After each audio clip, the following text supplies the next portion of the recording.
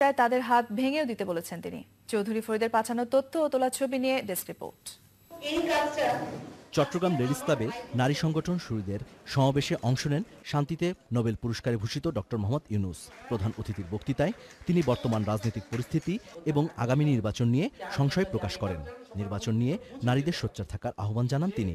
সকল দলের অংশগ্রহণ ছাড়া কোনো নির্বাচন করার কোনো স্বপ্ন, কোনো চিন্তা কারো মাথায় যেন না থাকে, এটা নিশ্চিত করতে হবে।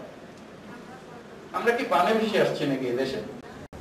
এই অনাচারের মধ্যে আমরা কেন যেতে যাব? গ্রামীণ ব্যাংক দেশের 84 লাখ নারীর ব্যাংক উল্লেখ করে ডক্টর ইউনূস অভিযোগ করেন, সরকার গরিব মানুষের এই ব্যাংক দখল করতে চাচ্ছে। সরকার নিয়ে গেলে কিন্তু ভালো হবে, ভালো হয়ে যাবে। আপনাদের দায়িত্ব হবে এটাকে রক্ষা করা। এই যে নারী সমাজের যে জাগরণের কথা বলছি, নারী সমাজের বিরাট অবস্থানের পরিবর্তনের কথা বলছি, আর তার সামনে গরিব মেয়েদের হাত থেকে একটা ব্যাংক কেড়ে নিয়ে যাবে, এটা সম্ভব? যে এটাতে হাত দেবে তার হাত আমরা ভেঙে দেব। শান্তিতে নোবেল পুরস্কারে ভূষিত ডক্টর ইউনূস বলেন, মানুষ অশান্তি চায় না, শান্তি চায়। অশান্তির দরজা যেন খুলে না যায়, সেজন্য সকলকে সতর্ক থাকতে বলেছেন doctor Yunus. National desk, channel I. এবং যেখানে সকল দলের অংশগ্রহণ থাকতে হবে। এবারে আমাদের বিশেষ। গতকাল চট্টগ্রামে এক সভায় গ্রামীণ ব্যাংকের প্রতিষ্ঠাতা ডক্টর মোহাম্মদ ইউনূস বলেন, যারা গ্রামীণ ব্যাংক দখল করার চেষ্টা করছে তাদের হাত ভেঙে দিতে হবে। তার এমন মন্তব্য দুর্ভাগ্যজনক বলে মন্তব্য করেন এলজিআরডি প্রতিমন্ত্রী।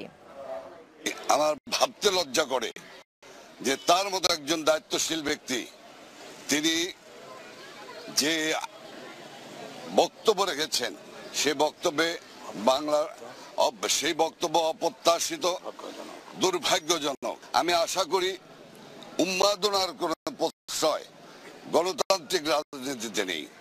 উন্মাদনা বাদ দিয়ে শব্দ বোমা, এই শব্দ বোমায় মানুষকে আতঙ্কিত করা যাবে, স্বাভাবিক জীবনকে অতিষ্ঠ করা যাবে, কিন্তু কারো অসৎ উদ্দেশ্য চরিতার্থ এই বাংলার মাটিতে হবে না। প্রবারণা পূর্ণিমা ও পূজা